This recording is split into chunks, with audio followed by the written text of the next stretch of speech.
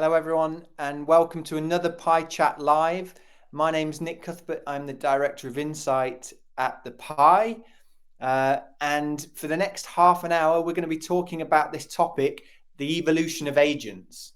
Um, many agents have been partners with UK universities, particularly the larger ones, for more than a decade now. They've been trusted partners. So we're going to look at how those businesses have evolved beyond simple recruitment into diversification around pathway support and in-country operations. I am delighted to be joined today by Golam Mortuza, who is the CEO and co-founder of MH Global Group, although many people will know Golam from the agency AHZ. Golam, welcome. Good morning to you. Good morning, Nick. Thank you very much for inviting me to the session. Well, thank you for giving up your time. You're a very busy man. I think it's probably good at this stage to explain to our audience that I myself have worked with you for over a decade. I had the role of a non-executive director for AHZ, and I continue on the advisory board there. So for me, it's been a real joy to watch the business grow and see how you've got to this place. And I think it's really a great opportunity for others to learn about that journey. Before we get into it, though, I just want to remind our audience that this is live. We have lots of people who've registered for this webinar. I can see them joining us now. Please tell us where you're from. If you have a formal question for Golam, I'm sure he's more than happy to answer your questions. So use the question mark tab on the right-hand side of the screen, and then we can direct those formal questions to him later in this session. So, Golam, let's start at the beginning here. The journey of AHZ. As I say, they have been, as many agents have been, very important in terms of supporting recruitment for UK universities, but also providing market expertise, compliance support, and really that local knowledge and trust in these different markets around the world that universities need basically to be able to grow their brand and help support their recruitment. So tell us a little bit about AHZ and the experience you've had there. Yeah, thank you very much, Nick. Before I introduce Sajid, I must thank you in front of all the audience about youth support as well. I still can remember when you worked in NTU. How did you support? We just was very small agents from this London. Only one agent was working for the Nottingham Trent University, and then we become very much proud. You came to support AZ all the way back in 2022 as a non-executive advisory board director, and also supporting, taking care of advisory board member. And your directions supported the last 2 years. There are lots of changes, massive change in the industry, diversifying ourselves, our role supporting the UK higher education sector as well. And thank you for all of this. Right. So AZ, there are lots of history about AZ, but it is, in short, it was we were two brothers, me and my younger brother, Mr. Joel Islam, and we started back in 2012. We were on that time. The time we started, it was not actually favorable time. The market was shaky, and but we had a plan actually to do something from our end, supporting the young generations around the world from the region, from the country we born, and also in the UK and in the other countries as well.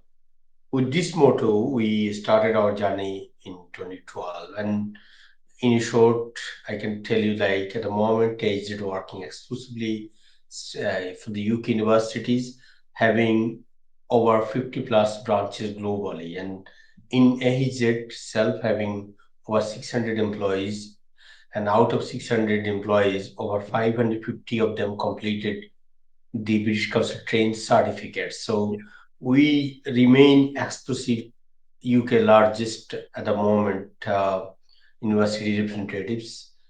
and we are proud continuously of our growth and developments. We also always look into the diversity in applications, courses, and from the regions, from the students, supporting them, promoting UK higher educations globally as well. So converting from the family business to a corporate business, and you guys massively supporting the advisory board members, how we can actually have a proper structure uh, to move the company to further stage. And this is how I believe that the MH Global Group has born as well to expand the scope of the work for the UK higher education sector.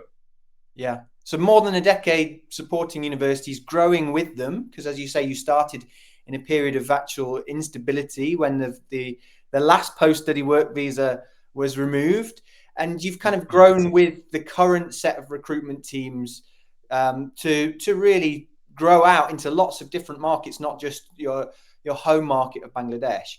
And as you say, I really wanted to work with you at Nottingham Trent University due to your strength exclusively supporting the UK, but having a London presence or a UK international presence, supporting the kind of diaspora communities here in the UK.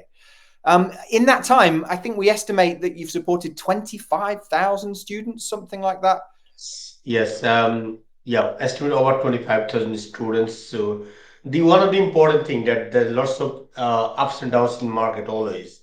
There are lots of issues, sometimes dependent, sometimes not, sometimes post-study Mm-hmm. work.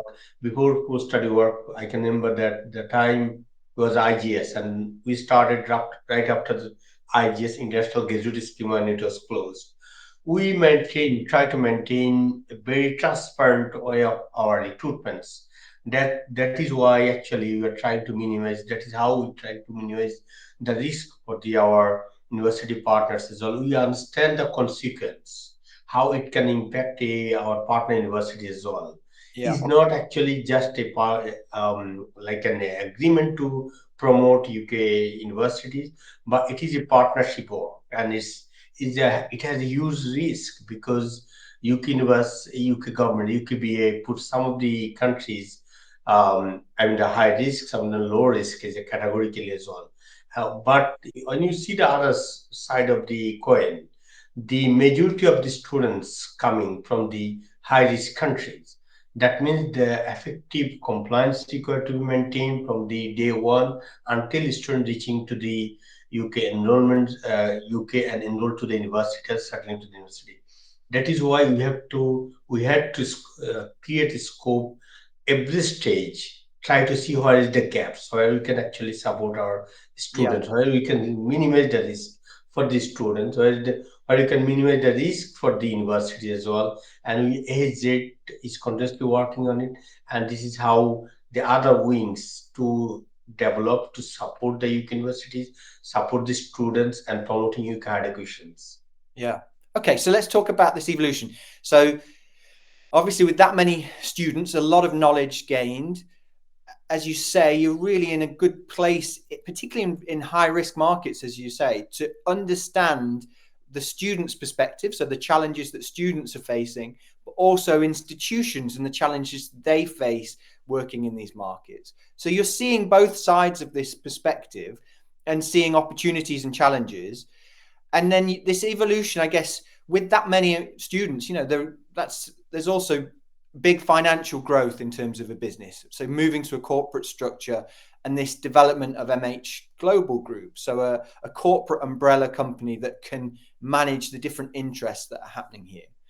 So let's talk about the next step then. So beyond agency work, you've seen opportunities that will support students in key markets. One of those has been pathways, particularly affecting Bangladeshi students. So for Bangladeshi students, the foundation pathway has not really been open to them for a long time, and you've developed a groundbreaking, I would say, partnership with NCUK to deliver the foundation in country. Tell us a little bit about that, and then we'll talk about how that's completely different, really, to AHZ as an agency. So, as when we try to develop the scope of the opportunities, the students, we can still remember We used to recruit largest amount of students, foundation students from Bangladesh, Mm. and hundreds of students was just from each branch was recruiting. Such a massive way as well. Once we met our universities, also we met the students in a campus. We call this student like meet and greet session. I'm sure you join in one of them in London as well. Yeah. And also wherever we have a, especially for the foundation students, came a number of our partners. I don't want to mention the name. I have visited the students. I arranged a dinner with them, brought the university as well in the same dinner, trying to understand actually what is the problem, why the student is keep dropping out from the universities. You need to understand the fact, the COVID impact, global education system completely broken. You Yeah. can see that the student are not disciplined enough, not aligned to the actually the way they're supposed to have a progressions. So based on this, when the students started coming to the university, there is a huge gaps from the in-country learning, experience, skills, knowledge they gain when they are coming here in a diverse environment. They have to prepare representation, reporting, exams, group work. There are lots of way of delivering the course outcomes. They are really, really struggling. They are not actually cope up with the learning because they got very minimum experience, hands-on experience, and they're back home. That creating a gap. So slowly, student facing the difficulties to continue the classes because they don't feel interested anymore in the class. What is the behind of this? You can see we had a number of students got a highest grade in from Bangladesh when they came into the UK. And they plan to study one of the Russell Group universities, and that is why they went to the foundation providers to so that they can be able to progress to the Sangub University. Yeah. Look into the fact. You see, this student is not able to actually complete the program from foundation stage, Yeah. having big hope for the family, for the student themselves as well, because of the UKBI, the visa immigration policies involved. Yeah. Student actually lose their career completely. Mm. Completely. Yeah. So this is a great big risk. This was a big risk for the UK universities. A number of UK universities stopped the foundation student from Bangladesh as well. And I found this actually is not restricting us to recruit students, but it creates an opportunity for us how we can actually support our student in a family environment with their parents. Like South Asian market is slightly different from the UK side because normally student is not going out the way they're supposed to be when they becoming over 18 or 17 like that. They are not independent enough. Yeah. So they completely live and grow in family environments. So this is actually giving them some scope for them to get the UK education in a back home. Yeah. And also family also many of the families from when the student 18, 19 years, 17 years old, family is not actually confident enough to send their son or daughter to UK and send them independently suddenly. That also creating the confidence issues for them as well. As we had lots of call from the parents as well. I was not able to actually try to connect my son and daughter. Not able. Can you please help us? Yeah. Early age. So putting everything together, we found this is a great scope for us. Why not develop foundation program and deliver in Bangladesh, and that create an opportunity for the student learning in a great UK's education environments, the syllabus, curriculum, the delivery mode, everything in a way that student only living in a country, but they are getting every facility they're supposed to get in the UK. Yeah. That was actually all been, and the student there is fantastic opportunities from NCUK side. They have supported us a lot, guiding us, navigating us as well. And Yeah. soon the student able to complete the foundation program, they would be able to direct progress to the 50 plus universities around the world, and many of them, a majority of them, I would say, is from the UK, and also the top ranked UK universities. So Yeah, that is a great opportunity for the students, and this is also great opportunity for the student if they wanted to choose for average rated university or low ranked university, or they want to go for the cheapest university as well, because the qualification is approved by the most of the UK universities as well. The yeah. other side, on is look into the cost side. Mm. The in average the tuition fee is 14 to I think 18 £20,000 as well. The student paying around one third of the fees. So it's actually great opportunity for them, minimizing the cost of the leaving there no accommodation cost involved. There is no additional charge involved, and they're just getting the UK qualifications and they are in back home and they can progress directly. They don't Yeah. require to successfully completion, they don't require to sit for IELTS at all to have a direct progression to the those are the partner universities with NCUK. Okay. So you've seen this opportunity. I think a lot of us are looking at Bangladesh as a huge potential growth market, but with its challenges. But this, as you say, this opportunity allows those students to be, in some ways, better prepared because they're doing it in their home country where they feel comfortable without the full culture shock. In terms of the foundation, you have an excellent partnership with NCUK, who have in turn great pathways into very prestigious universities in the UK, and it's more affordable because of that. It's There's some accessibility going on there as well, and I guess this all comes Just down to to add you up, I just want to add you up one of the report from the University Grant Commission Bangladesh. mm, Over 2.5 lakhs, around over 20 50,000 students do not have the scope to study from the after completing the HSC as well, yeah, to progress in country in Bangladesh. So I feel that that create an opportunity for the foundation providers actually to support massively, and they can also become somehow connected. The student can progress to the year one as well. It should also. I think that there is more opportunities as well in Bangladesh for the yeah, HSC students. yeah. So under MH Global Group, you now have MIE Pathways, if I'm right. So a completely separate business unit that's looking at the delivery of pathways, and hopefully this will expand. The intention is to expand to other cities and other country markets. Absolutely. We look for the, we see that because we need to learn ourselves as well how we are actually working, and make sure that the quality control and everything become in the right, is going the right directions.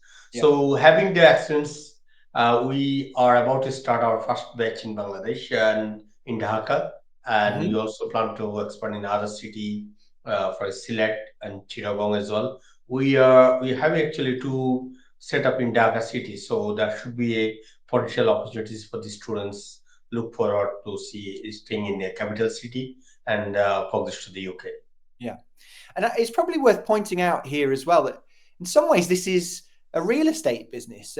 Some of the income that you've earned has allowed you to purchase, very high value real estate in terms of position and the to expand these services to other things. So you have an excellent study center in Bangladesh and Dhaka, as well as the office structures that you already have. But you also have a new purchase, I'm right in saying, at London Bridge in London, a 5-story campus building in London, which should be able to allow you to expand services to the industry here in the UK as well in the future.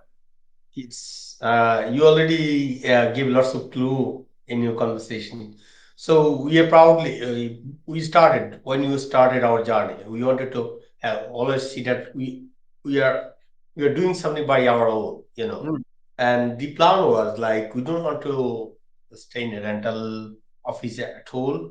Try Yep. to cut as quick as possible, and it was lucky enough that we bought a office is just maybe 50 to 100 meters away from Tower Bridge Yeah. Yeah. and towards the central London. So it's an opportunity to is a five-story building, and it's a great opportunity. That's right. If any UK university partners looking for the opportunity here, that would be fantastic location. Um, it is a completely a digital atmosphere. Travelers, busy areas, and every facilities as well. The office is located slightly just 10 meters away from the main road to create a environment, I would say, for the education hubs, education zone. And I'm Yeah. sure that would be a great opportunity if anyone looking for to deliver any courses or anything they wanted to, or any administrative offices can be also Yeah. be, yeah. So the right location, the right facilities allows you to think about the diversification into different operations for people and supporting them. So yeah, as Golam said, if you're interested, it's at Tower Bridge, not London Bridge. I mean, I got that Yes, wrong yeah, in my yeah. research. Okay, and another innovation that you've been doing as well is working with the secure English language tests, the to deliver testing centres and language learning centres in market. So having the right facilities for students to come in, take language courses and language testing that they need for their progression into UK universities. So this one, again, another business unit under MIE English Academies that you have. Yes. So there, as I say, like there are two side of this. We work as for the university and the student. We work as a middleman because university have the courses and student is their client, and we just Yeah. a kind of broker when you work and become an agent. We always need to look into see that how we can minimize our risk for the our partner universities, also our students, our clients. Those are going progression to the universities as well. The many students and they are planning to start in the UK, they are not able to meet the English requirements directly, Yeah. and they require sometimes they can have a joint class or they have a single class. Either case, they have to complete their pre-session English course in the UK, successfully able to achieve the grade as well Yeah. within a short period of time. There is a huge gaps here. You can understand that if I sit for IELTS with a Bangladeshi speaker, I may get IELTS 7. But if I sit down with you, you might grade me like 6 or 6.5. You got Hmm. it. So this is the one of the issues. Yeah. When the student come to the UK and they wanted to, they need to achieve one brand, say 6 to 7 or 5.5 to 6.5. It's quite difficult because they came in a new environment. They have to find their accommodation. They have to Yeah. find adjust themselves. While there is a 4 weeks classes, and 4 weeks after that they need to progress into this. Again, this is a very high risk for the UK university partners or also for the students.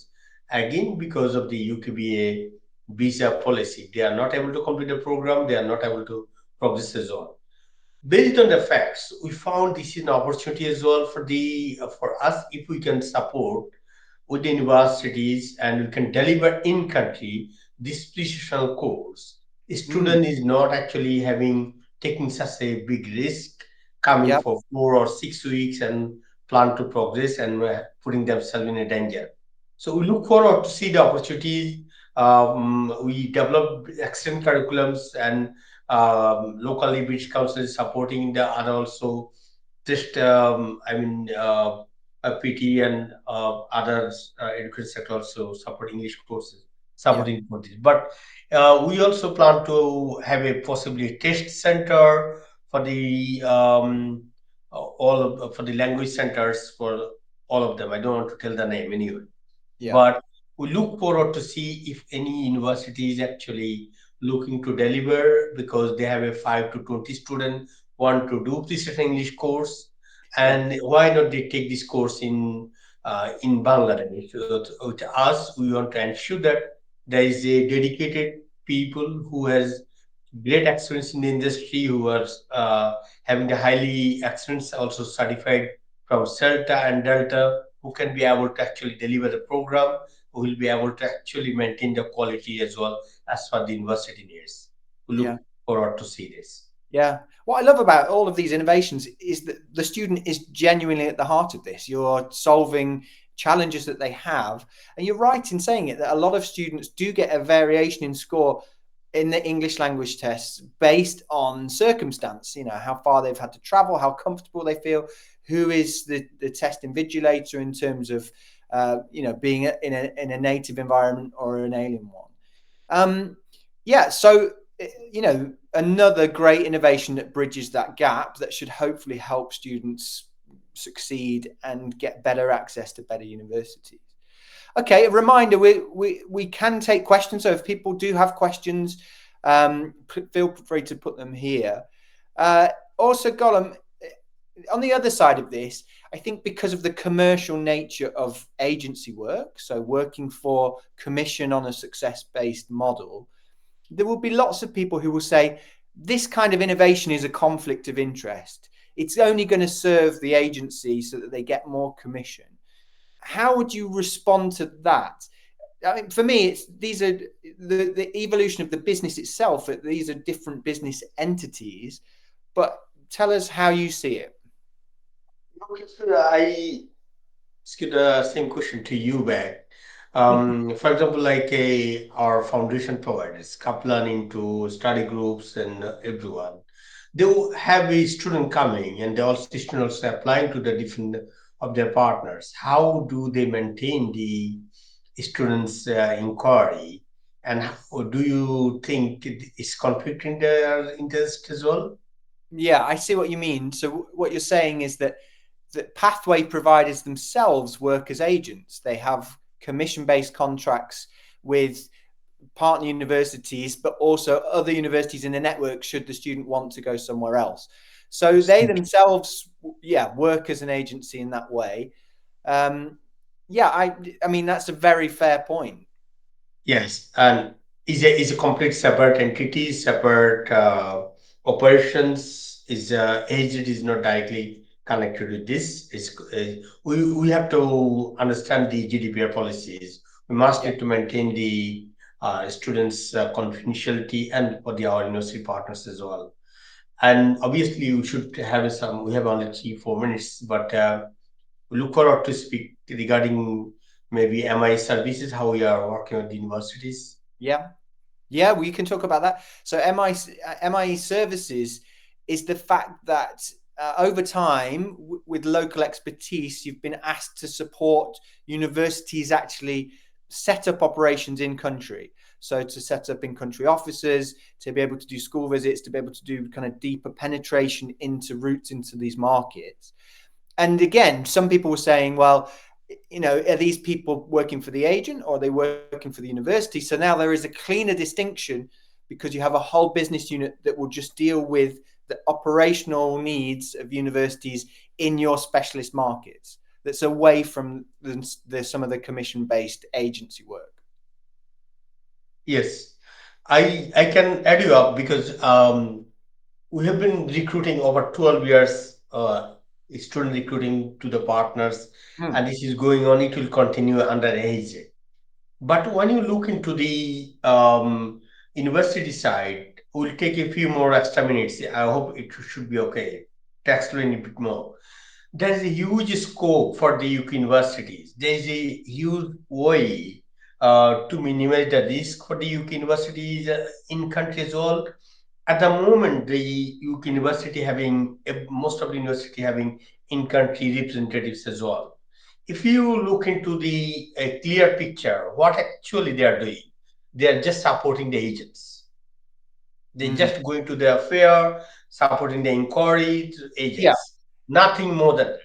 Yeah. Okay. But UK higher education's scope to work beyond of that level Yeah. that can minimize the risk for the students and for the universities as well.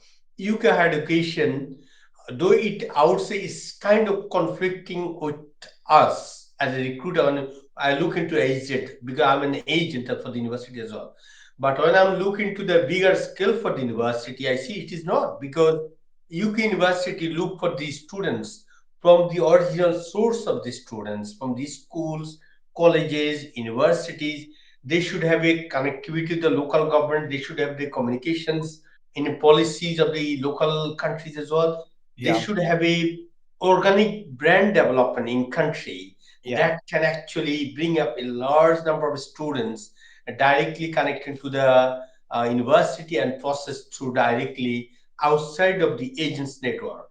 At Yeah. the moment is very less because UK university do not have a scope to actually handle such so many direct applications.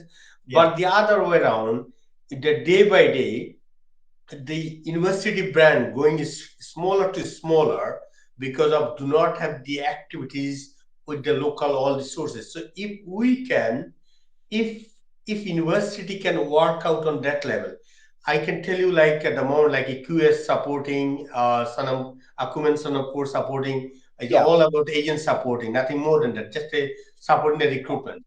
If we actually, if we really able to develop in-country setup for the bespoke model, can have a direct student recruitment, can directly speak to the student, counseling the student on behalf of the university, connecting to the schools, colleges, engaging local activities, and I mean the writing competition, sponsoring reading competition, debate competition, art and design competition, or some sort of activities in institutes, and slowly putting the university brand in country, that can be a great resource for this university to Yeah. get the student from the direct source.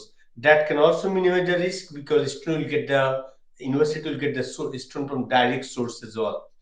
Behind of this is because having the local presence and a bespoke model can be delivered, that actually you can say that there is a way of filtering the students as well, that are the student genuine or not. So regardless if the student is coming outside of the other networks as well, there is huge scope to support the universities. At the same time, we also can add up the more services. We have already a couple of partners working through with us at the moment, but we also supporting them in country to process all the offer letters, to take and conduct the precast interviews, Yeah. and do the initial assessments as well. So that minimizing the risk, and also there is every university has a capacity issue to hire the international officer or admission officer to process this. But Yeah. I feel that that would be a great opportunity for them if they look forward to this bespoke model. Yeah. We can discuss further on this as well. Okay, we should say that the other companies aren't here to answer some of the things you've said, but I do agree in the sense that often the off-the-shelf package is support to establish in a country, so tangible things about where they work and how they'll be paid and things like that. Whereas what you're talking about is there's so much more potential for the expertise and influence of stakeholders in a market to grow a brand. You should be being supported to access a lot more opportunities in country, and you feel that you can provide that. We do have a question. We have gone over time, so we need to be quick here. But Haley has asked in the blurb we put out for the webinar today. We talking about DMH Foundation. We haven't mentioned that. I think what's come across here is that you're so passionate, particularly about your home country of Bangladesh. We've talked about students and solving challenges for students from Bangladesh who, let's face it, over the years have really not been supported as well as other countries to be able to have these opportunities to study in the UK. The foundation is an extension of that. It's more of a humanitarian charity work that comes from the kind of profits or the extra benefits of the agency work to support other work in Bangladesh. I'm right. We can actually to Bangladesh. We have developed in other country as well. We are supporting in other country as well. We are, Okay. as AHZ having the extension over 16 countries. So we want to see that the earnings, the portion is actually going through the foundation. So we call it DMH Foundation. My father was a doctor, and on the basis Dr. Mustafa has my mother's name and father's name. Combining is called DMH Foundation, Okay. and we providing free medical services from the area where we've grown and born as well, and the medical support by the medical doctors, and also the necessary treatments, medicines also providing by the doctors, which is completely free. We are providing the scholarships for the students who are actually struggling in the local country to progress to their study as well. We till now we have supported over 300 students in their year 8 to 1 year full scholarship for the study as Yeah. well. And apart from this, we are supporting the needy people for the foods and the shelters. And in the, I think just last winter season, we spent over 40,000 pounds Yeah. distributing blankets as well for the people. So we also try to help the people. Those are the people as having not getting the right education at early age, supporting them through the vocational training to make them more independent to work and carry out themselves in their way of life. Yeah. So it's actually a part of the person is moving to as a part of the CSR in our sector. Yeah. So humanitarian causes, but also some scholarships there, some academic things. Okay, we're out of time, but I think before we go, I'd just like you to explain which of the major markets that you're working at the moment, because I think people will be interested in this. Not only is AHZ, because you can see the button there at the bottom in terms of getting in touch with AHZ, but we've talked about MIE services, so in-country services, MIE Pathways, the Pathway project that's happening with NCUK, MIE English academies. So those areas in terms of testing and compliance, you talked about delivering pre-sessional English. And in general, some of these opportunities we talked about in terms of developing your real estate footprint to allow people to access different places. So Golam, I'm sure people are going to be getting in touch with you. Tell us which of your main markets at the moment that are working for you. Um, it's a very difficult question to answer because every separate entity have a scope to grow. AZ itself is own way of growing. We are expanding this year over just this month we are having 10 new branches and exclusively working for the UK universities and will continuously grow through. And well, NCUK or MI pathways we look forward to see in other countries as well. And MI English Academy, which is a great opportunity for the students, and Mm. we can uh, develop because you have a learning zone as well. So it can be also be able to provide online as well. If the student is not in the region, it can be physical and online. So both of you can support the student who is planning to come in the coming September as well. And apart from these, I think. MI service would be the great opportunity for the universities. They should actually think of it because it's a quite bespoke model. It can also support under the MI service. You'll be able to support our university partners for their marketing developments, branding developments as well. It's completely a bespoke model. Whatever the service they want to add, they can put their second home in other side of the UK, which will actually create an opportunity for them also with the flow of the students. So we work in service industry, So and being an agent, we do not expect to see our student getting the offer letter after 1 month or 2 months after. Yeah. We want to every year, every student expect the same as well. And we are here to support our university partners to Yeah. expanding our MI services, and that will be very quality service for you. And look forward to see working together coming Fantastic. days. Thank you. Thank you. Gollum, I want to thank you for your honesty, for explaining how this is working. I want to wish you all the best for the year ahead. It is challenging times, but as you've described today, you grew out of the challenge. You grew together with universities and students in terms of meeting those challenges. So thank you to our audience for watching, and we will see you all soon. Thank you, everyone. Thank you.